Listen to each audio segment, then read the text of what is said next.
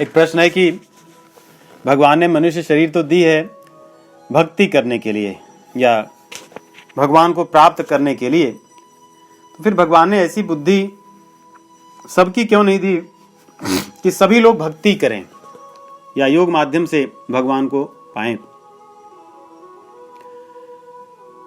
मानव शरीर तो केवल और केवल उद्धार करने के लिए ही मिला है, इसमें कोई संशय नहीं है। भगवान ने बुद्धि भी वैसी दी है हर जीव को। इसीलिए देखो, मनुष्य कहीं का भी हो, भगवान का नाम होता है तो वो ऊपर की तरफ ही देखता है कि ऊपर वाला कोई किसी भी नाम से जानता हो। अर्थात ऐसा उस भगवान को लेकर उसके भीतर जो एक प्रकार से भगवान के लिए संस्कार है, वो उसको पता है कि ऊपर है कोई। परंतु विभिन्न योनियों में भ्रमण करते करते करते करते करते करते जो उसने इतने कर्म किए, उन कर्मों का जो छाप या संस्कार जो उसके अंतःकरण में है, वो उसको दूसरी तरफ ले जाते रहते हैं। इसीलिए भगवान ने उसको बुद्धि या विवेक मनुष्य को ही दिया है। मनुष्य ही विवेक का उपयोग कर सकता है, जिसको पावर ऑफ डिस्क्रिशन कहते हैं। केवल मनुष्य में है, जानवरों में नहीं है। उनमें भी है हित अनहित पशु पक्षी जाना। पशु पक्षियों को भी अपने हित अनहित होता है, लेकिन वही भोगने के लिए होता है। कैसे खा लें, कैसे सो लें, कैसे अपनी रक्षा कर लें, कैसे संतान उत्पन्न करें, इत्यादि से अधिक नहीं होता। लेकिन मनुष्य में तो सहज रूप से रहता है, इसलिए वो बातें करता है, समझता है, विवेक द्वारा देख सकता है आंखों से। लेकिन वो उसका प्रयोग नहीं कर पाता क्योंकि वो कमजोर हो जाता, अपने ही कुसंस्कारों से लड़ नहीं पाता, उनके अधीन हो जाता है। नहीं, कई बार देखिए आदमी को लगता है कि वो क्रोध करता है, उसको पता है, लेकिन उससे ऊपर नहीं उठ पाता क्योंकि अपनी संस्कारों पर विजय नहीं पाता। चाहे तो पा सकता है। यदि मान लो कोई व्यक्ति है, धन के लिए कार्य करता है कहीं पर, उसका जो बॉस है वो अच्छा न भी हो, कभी भी उसको ऐसा नहीं कि उठ करके गालियां देने लगता है, सामान्य रूप से रहता है। और धीरे धीरे फिर व्यक्ति की आदत पड़ जाती है, तो जहां भी जॉब करने जाता है उसको चीजें नहीं अच्छी लगती तो वहां से कहीं और चले जाता है, वहां रोज खड़े होकर लड़ता नहीं, क्योंकि उसका संस्कार फिर बन जाता है। परंतु जहां पर अपने संस्कारों को छोड़ने की, भोग को छोड़कर योग की तरफ आने की बात होती है, वहां पर कोई रोकने वाला नहीं होता, इसलिए वो क्रोध करता है, क्योंकि वो उसके महत्व को नहीं जानता। यदि कोई कहे कि ऐसा क्रोध करोगे तो आप ऑफिस से निकाल दिए जाओगे, आपको जीवन में कभी भी कार्य करने को कहीं नहीं मिलेगा, तो देखो कभी क्रोध नहीं करेगा उन लोगों पर, वहां पर एकदम शांति से रहेगा। इसी धारणा को, क्योंकि हमने धन को महत्व दे रखा है, वैसे ही भगवान को जब महत्व दे रखेंगे तो अपने संस्कारों से लड़ करके ऊपर उठ सकते हैं। और वही विवेक है, वही बुद्धि है, भगवान ने दी है सबको, हम उपयोग नहीं करते, अपने कुछ संस्कारों के कारण ढका हुआ है। इसी को अज्ञानता कहते हैं। भगवत गीता में भगवान कहते हैं, ज्ञानेन तु तदज्ञानम येषाम नाशितमात्मनः तेषाम आदित्यवत् ज्ञानम प्रकाशयति तत्परः। कि जो हमारा अज्ञान है, जो ढका हुआ है, वो ज्ञान के माध्यम से हम उसको उठा सकते हैं, ज्ञान के माध्यम से उसको हटा सकते हैं, उसको नष्ट कर सकते हैं। हम करते नहीं, विवशता के कारण, क्योंकि बंधे हुए हैं। माया अवश्य जीव अभिमानी, उसने कुछ चीजों में, जैसे धन में उसने अपना हित मान रखा है, इसलिए धन के लिए सब सहता है, परंतु भगवान में अपना हित नहीं मान रखा है, इसलिए भगवान के लिए कुछ नहीं सहता। वो उसके कहते हैं ना कि सर मैटर ऑफ कंफर्ट, हो सकेगा तो करेंगे, नहीं तो देखेंगे। आदमी 20-20 साल पढ़ाई करता है, रात दिन लगे रहता है, क्योंकि उसको पता है कि धन चाहिए। लेकिन भगवान के लिए कई बार तुमने ऐसे भी देखा है कि मेरे 4 दिन की माला जब बाकी रह गई है, तो आदमी एक दिन बैठ करके फिर 4 दिन की माला जप करता है।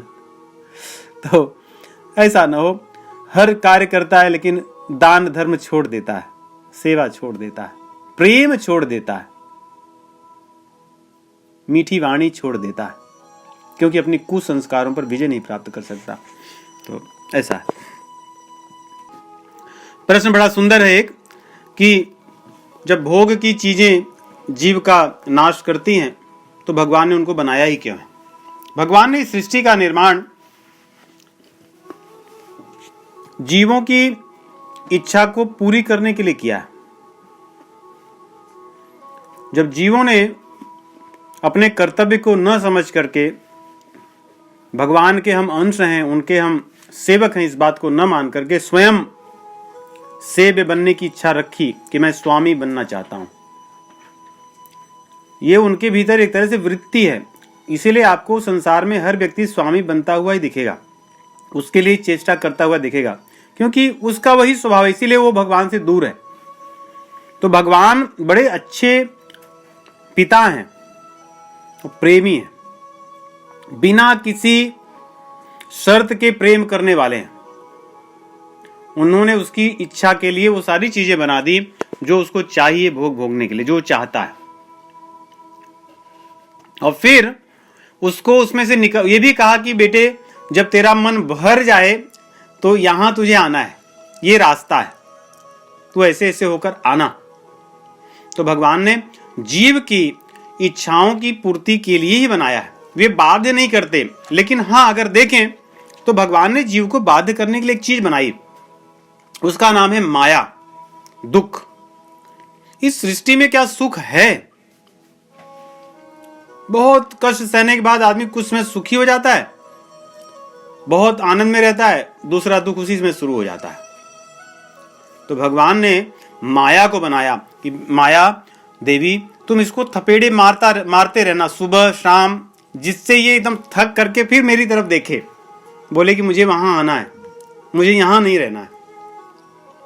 लेकिन जीव अपनी भोग वासनाओं में इतना रम गया कि उसको लगता है कि चलो ठीक, यही बहुत है, इतना ही ठीक है। अब देखिए संसार में जीने के लिए आदमी को क्या क्या करना पड़ता है केवल भोजन की व्यवस्था करने के लिए इसको क्या क्या करना पड़ता है,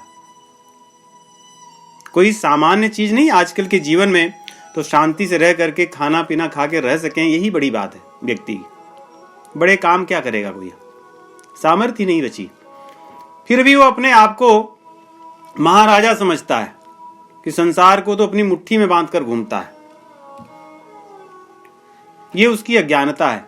इसलिए क्योंकि भगवान बिना किसी शर्त के जीव को प्रेम करते हैं, इसलिए सब कुछ उसको भोगने के लिए बनाए, और भोगने की इंद्रियां भी उन्होंने दी और उससे बाहर निकलने का रास्ता भी बताया।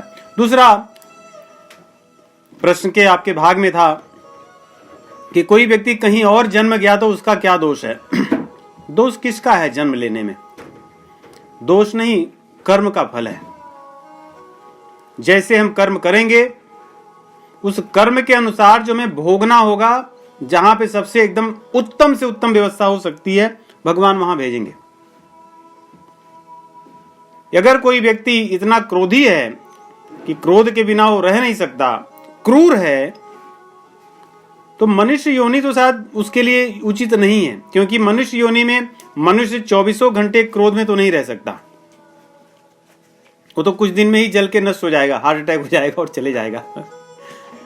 तो भगवान उसको बाघ, सिंह इत्यादि योनियों में बनाएंगे, जो सदैव उसको देखते ही देखो, सदैव कभी नहीं शांति से बैठा हो, क्रोध में ही रहता है। भले बैठा हो लेकिन क्रोध, आक्रोश, क्रूरता उसमें रहती है।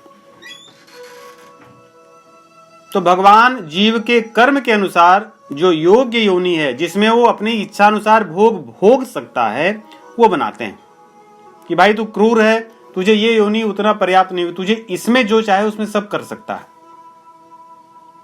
तो इस प्रकार भगवान जीव के इच्छाओं की पूर्ति के लिए ही प्रेम बस सब चीजों का निर्माण किए हैं इस संसार में। निर्माता, निर्देशक, मेकर, मैटर सब वही है। ठीक है। एक प्रश्न है कि भगवत गीता सदैव ये कहती है कि समदर्शी बनो, विद्या विनय संपन्ने ब्राह्मणे गविहस्तिनी सुनि चैव स्वपाके च पंडिताः समदर्शिनः।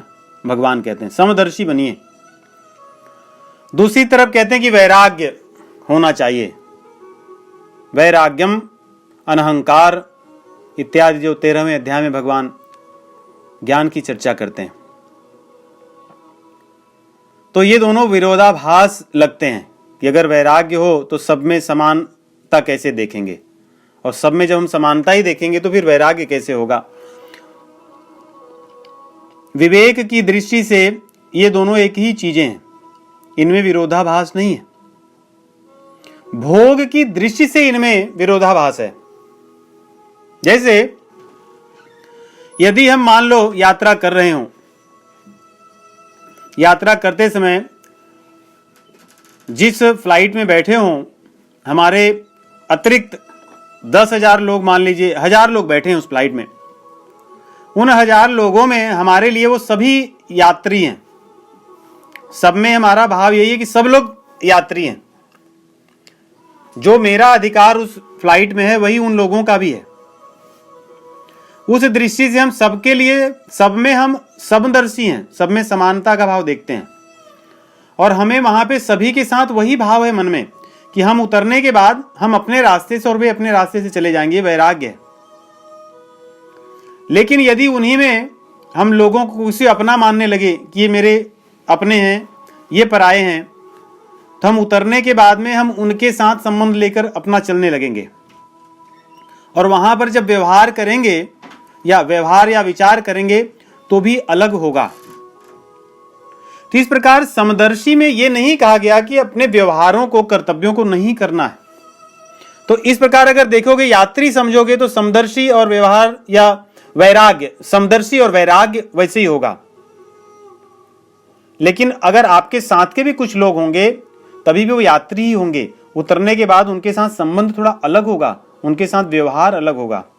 लेकिन भगवत गीता क्या सिखाती है? व्यवहार तो अलग होगा लेकिन समदर्शी की भावना उसमें भी होगी कि वो भी यात्री ही हैं, वो यात्री से अलग नहीं है। मान लो हमारे साथ हमारे पुत्र बैठे हो फ्लाइट में और कहें कि मैं वो बेल्ट या पट्टे न पहने, तो हम उन्हें कहेंगे कि नहीं आप पहनिए, हम उनको सहायता करेंगे। लेकिन कोई दूर बैठा यात्री हो जो एक यात्री है, फिर उसमें हमारा उत्तरदायित्व उसमें नहीं रहता। जबकि है तो यात्री ही हो, समान भाव है, परंतु जो हमारे साथ है उसके लिए हमारा कर्तव्य कुछ अलग है, व्यवहारिकता अलग होगी। तो इस प्रकार संसार में अपने कर्तव्यों को करते हुए व्यवहारिकता में भले हम अलग अलग लोगों के साथ अलग अलग कर्तव्य का निर्वाह करें, परंतु समदर्शिता आवश्यक है कि वे भी आत्मा है, वे भी यात्री हैं। और ये तभी होगी जब वैराग्य होगा। इसी को युक्त वैराग्य भगवत गीता में कहा गया है, श्री रामचरितमानस में कहा गया है, भागवत पुराण में कहा गया है, हमारे शास्त्रों में इसी को युक्त वैराग्य कहा गया है कि आप साथ में रहते हुए भी आपको सब चीजें पता है कि एक दिन मैं चला जाऊंगा, एक दिन ये चले जाएंगे, जो बाकी लोग थे चले गए, कोई रहने वाला नहीं है। तो इस प्रकार ये भावना रखने से, युक्त वैराग्य रखने से हम कर्तव्य सही करते हैं, अपने संतान का पालन पोषण सही करते हैं, अपने से जो बड़े हैं उनका सम्मान सही करते हैं, उनकी कमियों को न देख करके उनको सम्मान करते हैं, और जो हमसे छोटे हैं उनकी सहायता करते हैं, उनकी सेवा करते हैं, सही मार्ग पर उनको ले जाते हैं। और जो भोग दृष्टि होती है तो अपने छोटों को इस प्रकार मार्ग पे ले जाते हैं कि वो भी खूब भोगी बने, और अपने बड़ों को जब तक उनसे हमें सब कुछ मिलता रहता है तो उनका सम्मान करते हैं, जब उनसे मिलना बंद हो जाता है तो उनका अपमान करते हैं। तो वहाँ पे समदर्शिता नहीं रह जाती। समदर्शी व्यक्ति, उनका जो हाल हुआ है मेरा भी कल होगा, ये भी समदर्शिता है। जो मेरा आज हो रहा है ये आने वाले मेरे बच्चों का भी होगा। तो ये भाव रखना और उसी प्रकार व्यवहार करना भी समदर्शिता है। अच्छा लगा प्रश्न आपका मुझे। एक प्रश्न है कि योग मार्ग की महत्ता क्या है उस विषय में। क्या किसी भी योग मार्ग में, भक्ति योग, कर्म योग, ज्ञान योग में समता का ही महत्व होता है? यही योग का महत्व है? जी, समता तो सब में होती है, चाहे वो ज्ञान मार्ग हो, चाहे भक्ति मार्ग हो, चाहे कर्म मार्ग हो। क्योंकि समता के बिना हम कर्म मार्ग में सेवा नहीं कर सकते। क्योंकि वहां पे समत्व क्या होता है कि मुझे सबकी सेवा करना, ये भावना की समता रखना। ऐसा नहीं कि सबकी वही सेवा करना है, लेकिन सेवा करना है ये समत्व भाव होना चाहिए, सेवा तो करना है। इसलिए भगवान उसमें कहते भी हैं कि सिद्ध सिद्धियों समो भूत्वा समत्वम योग उच्यते।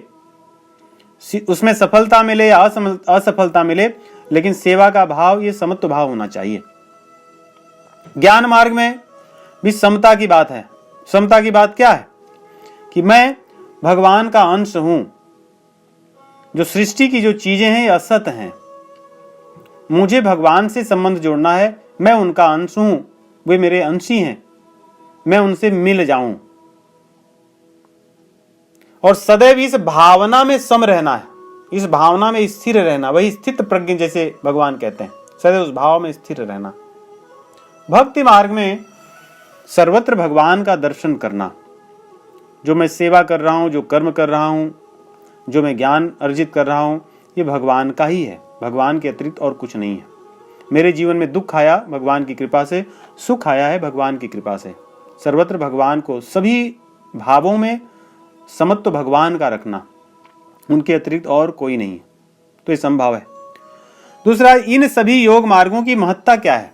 दूसरे अध्याय के 40वें श्लोक में जो योग मार्ग की महत्ता का वर्णन है, वो तो वैसे चल रहा था प्रकरण कर्म योग की, परंतु वो योग सभी के लिए, वो योग महत्ता सभी के लिए।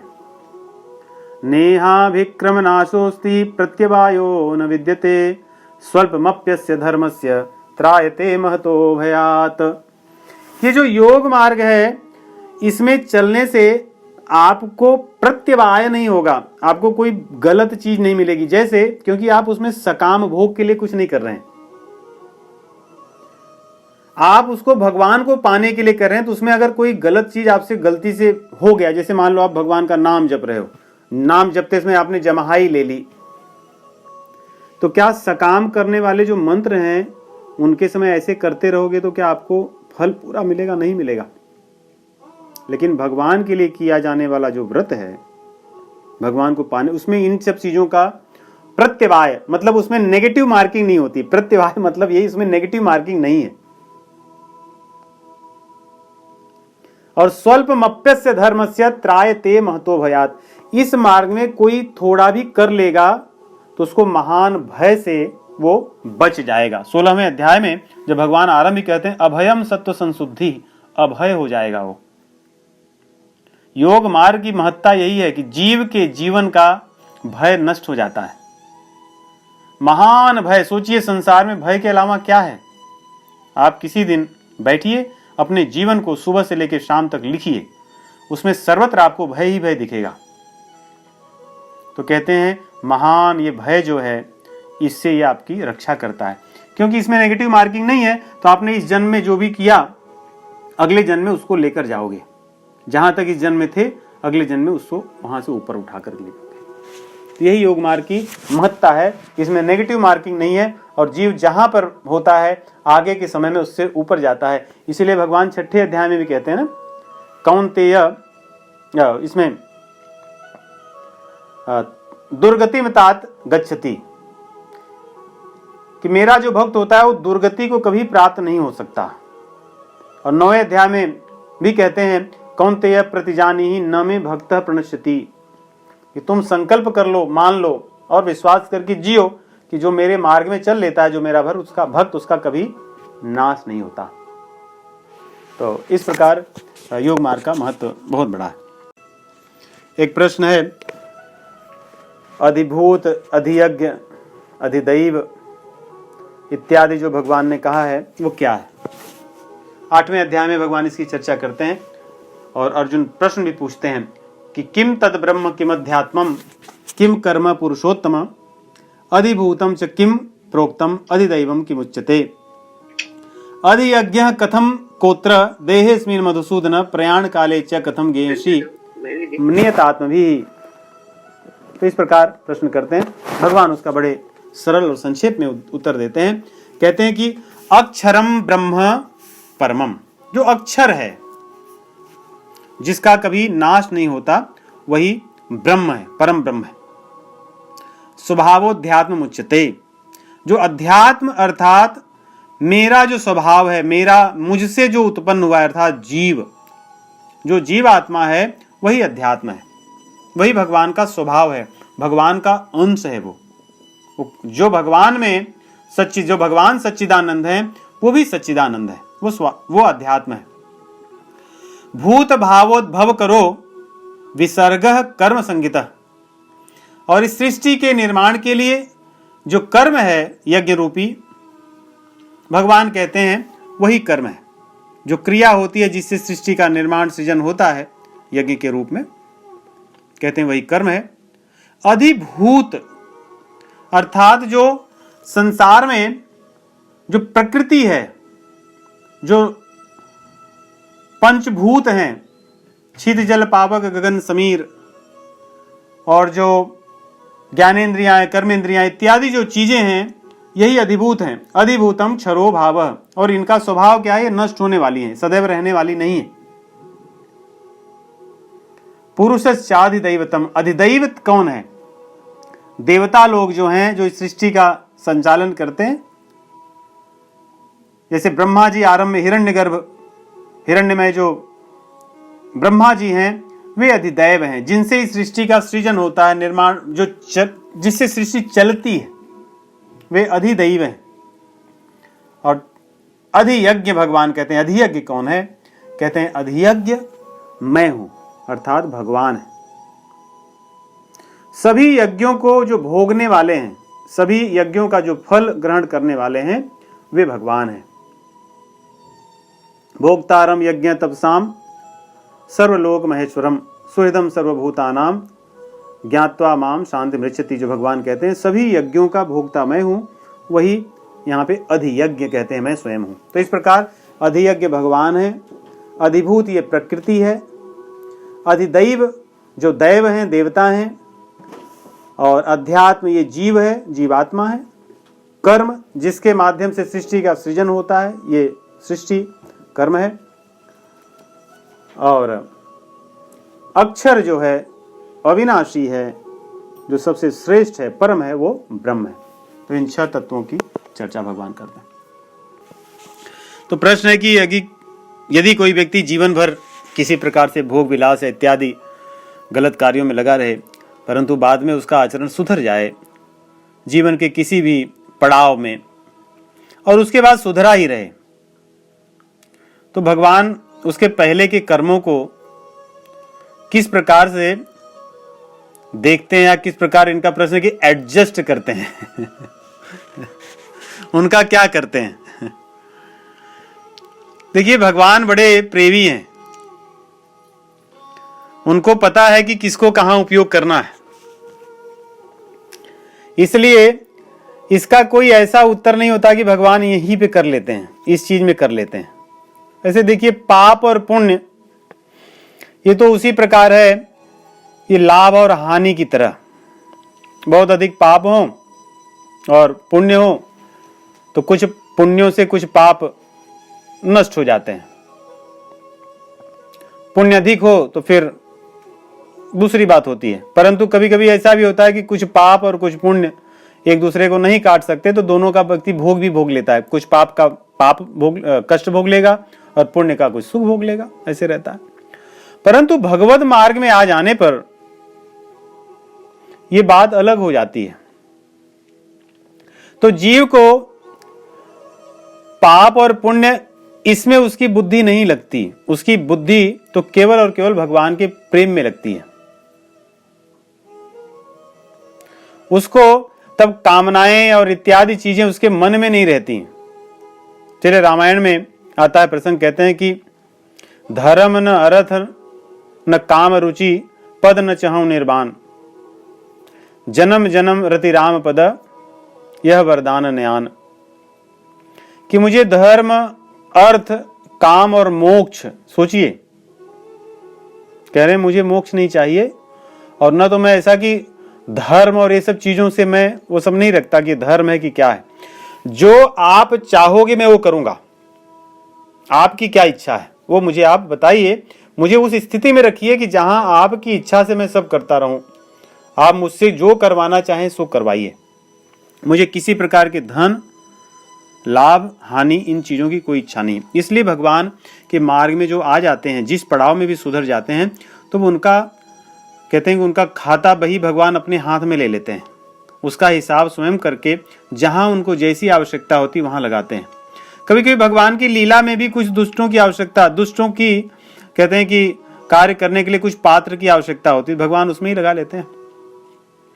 कभी कभी किसी दुष्ट के घर में दुष्ट का भला करना होता है तो भगवान अपने उस भक्त को वहां जन्म दे देते हैं, और वहां जन्मता तो है लेकिन उन दुष्टता का उस पर कुछ प्रभाव नहीं पड़ता। प्रहलाद महाराज थे ऐसे, जन्मे कहां? क्या हिरण्यकश्यपु के परिवार का कोई भी गुण उनके भीतर था? कुछ नहीं था, लेकिन उन्होंने असुर कुल के लोगों का काम कर दिया। तो इस प्रकार भगवान के मार्ग में लग जाने पर इन चीजों का कुछ नहीं रहता। भगवान अपने हिसाब से उसको हमेशा अपनी सेवा में उपयोग करते हैं। किसी के अंदर कहते हैं ना, जैसे कोई व्यक्ति बहुत बढ़िया चाकू चलाने वाला हो तो भगवान उसको उस चीज में उपयोग कर लेते हैं। जहां राक्षसों के साथ युद्ध होगा तो उसको उसी में भेजेंगे कि चल तू यही काम करना, तलवार वहां पे चलाने का तेरा काम होगा, मार काट भी तो कुछ करेगा। अब मार काट करना कोई अच्छी चीज है, लेकिन भगवान उसमें लगा लेंगे। अर्जुन को यही लगाने में तो, करने में तो लगे कि तू उठ, धनुष बाण उठा करके कंधे पे रखना चाहिए, तुम बगल में रख के बैठे हो, उठो, तस्माद उत्तिष्ठ कौन्तेय, भाई उठो। तो क्योंकि मेरी इच्छा है कि तुम्हें धनुष बाण चलाना है, ये बैठने के लिए नहीं। तो भगवान अपने भक्तों को उसमें लगाते हैं। वाल्मीकि जी, उन्होंने जब अपने कुमार्ग वाले जीवन को त्याग दिया तो भगवान ने उनको अपनी सेवा में लगा लिया। उन्होंने जब इतने तप किए, तब के बाद जब उन्हें के हृदय में भगवान का ज्ञान प्रकट हो गया तो भगवान ने नारद जी को भेज दिया। नारद जी से प्रश्न पूछते हैं कि आज के समय में धर्मवान व्यक्ति कौन है? ये नारद जी से प्रश्न पूछते हैं। बोले क्यों? बोले मैं उसका चरित्र लिखना चाहता हूं। तो नारद जी बोले आज के समय में तो इन्हीं बगल में बैठे हैं अयोध्या में श्री रामचंद्र जी, लिखिए उनका चरित्र। तो वाल्मीकि जी ने उन्हीं का चरित्र लिखा। भगवान के समकालीन थे, भगवान जब रहे थे धरा में, लीला कर रहे थे, उस समय ही वाल्मीकि जी ने उनका चरित्र लिखा, जो होने वाला था उनको भी लिखा। तो इस प्रकार संतों की, कई बार ऐसा दिखता है कि संतों का जीवन अच्छा नहीं होता, अतीत, लेकिन उससे उनका कुछ जोड़ नहीं होता। और हमारे लिए कभी भी किसी व्यक्ति के अतीत को देखकर हमें उसके बारे में कोई निष्कर्ष नहीं निकलना चाहिए। जैसे कहते हैं ना, डोंट बी जजमेंटल। भक्ति मार्ग में कभी भी जजमेंटल नहीं होना चाहिए। अरे ये तो व्यक्ति, जैसे कुछ लोग कहते हैं ना कि अरे ये तो ऐसा व्यक्ति था, ये क्या आज चला है माला फेरने, ये बड़ी बड़ी बातें कर रहा है, इसका तो देखो क्या है। इस तरह के विचार रखने वाले लोग अपने कई जन्मों का सर्वनाश करते हैं, क्योंकि भगवान की दृष्टि में जो व्यक्ति एक बार उनकी तरफ आ गया वो उनका हो गया। भगवान उसके किसी भी पास्ट को नहीं देखते। रहत इन प्रभु चित चूक किए की करत सुरति सहबार ये की। भगवान उसकी किसी भी कमी को नहीं देखते, उसकी बड़प्पन देखते हैं कि मेरे पास आ गया, मैं तेरी सारी कमियों का देखूंगा क्या करना है, क्योंकि अब तेरा उद्धार निश्चित है। और भगवान उसको जैसे दंड देना होता देते हैं। पांडवों को दंड नहीं दिए भगवान। पांडवों को जीवन में कौन सा सुख था? अगर आज का कोई व्यक्ति बैठे एनालिसिस करे, जैसे लोग करते हैं, कई लोग हिरण्यकश्यपु को कहते हैं कि हिरण्यकश्यपु का मर्डर हुआ। ये जो हिंदू धर्म के विरोध में चलने वाले लोग हैं, हमारे बच्चों को जो कहते हैं ना विनाश की तरफ ले जाने वाले जो लोग हैं, ये बड़ी योजनाबद्ध से काम करते हैं। इन्होंने पुस्तकें छापी हैं कि murder of Hiranyakashipu, Krishna was a terrorist. भगवान रामचंद्र जी के बारे में कि he did not actually, he was a terrorist because he went into Sri Lanka, he could not protect his wife. तो वो उनके राज्य में गए और वहां पे उन लोगों को मारा जिनका कुछ लेना देना नहीं था। रावण को मारते केवल। और ये सारी पुस्तकें लोग पढ़ते हैं, उनको लगता वाह ये कितनी सही बात करते हैं। तो ये जो राक्षस लोग हैं ये सदैव इस तरह का कार्य करते हैं। लेकिन जो भगवान के मार्ग में लग जाते हैं लोग, तो भगवान उनको उस दृष्टि से अपने कार्य में उपयोग करते हैं, अपनी सेवा में लगाते हैं। तो कभी भी किसी व्यक्ति के पास्ट को देखकर कुछ नहीं करना चाहिए।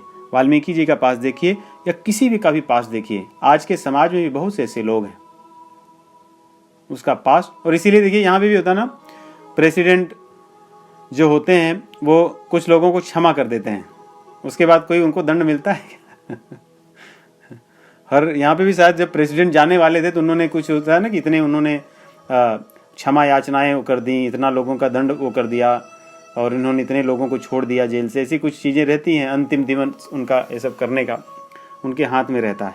उसके बाद कोई पुलिस उनको आके पकड़े तो पुलिस को ही दंड मिलेगा कि भाई ये तो क्षमा इसको मिल चुका है तो ऐसे ही भगवान अभय दान देते हैं और जो सत्संग में लग जाते हैं भगवान के वो हो जाते हैं। भगवान कहते हैं सन्मुख हो जीव मुझे वहीं जन्म कोटि अज्ञासे तबहीं। मेरे सम्मुख आ गया, उसके सारे पाप नष्ट हो गए, मैं उसके पाप पुण्य को देखकर उसका उपयोग करता हूँ। अपिचेत्सु दुराचारो भजते माम अनन्य भाग साधुरेव समन्तभ्य सम्यक व्यवसितो हि सः क्षिप्रम भवति धर्मात्मा सस्वत् शांतिम निगच्छति कौन्तेय प्रतिजानीहि न मे भक्त प्रणश्यति। मेरी शरण में आ गया, कितना भी पापी हो मैं उसको देखूंगा कि क्या करना है, मैं उसका हिसाब किताब करूंगा। तो भगवान उसका हिसाब किताब स्वयं करते हैं और अपनी इच्छा अनुसार कहते हैं। और जो शरण में जाता है वो भी यही कहता है कि आपकी शरण में आ गया हूं, मारो काटो जो करना है करो, मैं आपका हूं इसलिए, लेकिन छल से नहीं कर सकते। मैंने आरंभ में एक बात कही कि जिस पड़ाव में आप वो बन गए, ऐसा नहीं कि आज बन गए फिर 6 साल फिर भोगे, फिर कुछ दिन के लिए सुधर गए फिर भोगे, ये छल वाला नहीं। भगवान कहते हैं छलियों के लिए मैं भी छली हूं, फिर मैं देखूंगा क्या करना है ठीक है।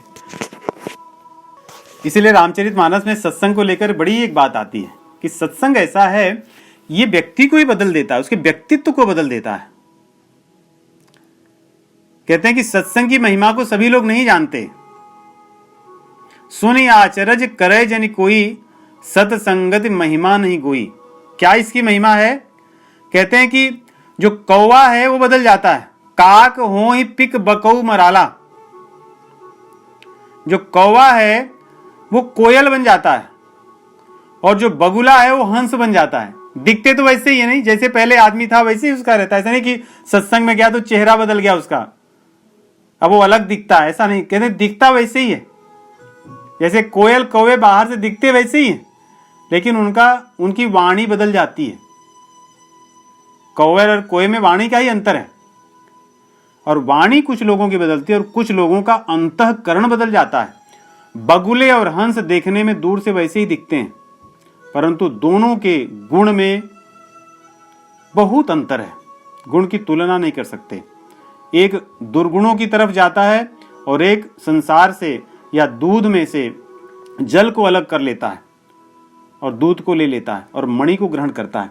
तो इस प्रकार कहते हैं कि सत्संग जो है ये बड़ा महत्वपूर्ण है, इसकी महिमा बड़ी महत्व है। सत्संगत महिमा नहीं गोई, सुनि आचरज करे जन कोई। कि इसको सुनकर आश्चर्य मत कीजिए, ये बहुत ही महान चीज है। तो इस प्रकार गोस्वामी जी कहते हैं कि मज्जन फल पेखी तत्काला। और इसमें जुड़ने से ऐसा नहीं कि बहुत बाद आएगा कि आज सत्संग करने लगे बाद में आपको अंतर आएगा 25 साल बाद ऐसा नहीं है। आप चाहो तो उसी समय हो जाएगा, आज से ही हो जाएगा। आप निश्चय कीजिए कि आज से मैं मधुर वाणी बोलूंगा, आज से मैं जिनसे बात करूंगा मैं उनका सम्मान करूंगा, तो आपको कौन रोकेगा? कोई नहीं। बस यही चीज है। तो एक बार निश्चय कर लें, वैसे बने रहें, यही भगवान को अच्छा लगता है।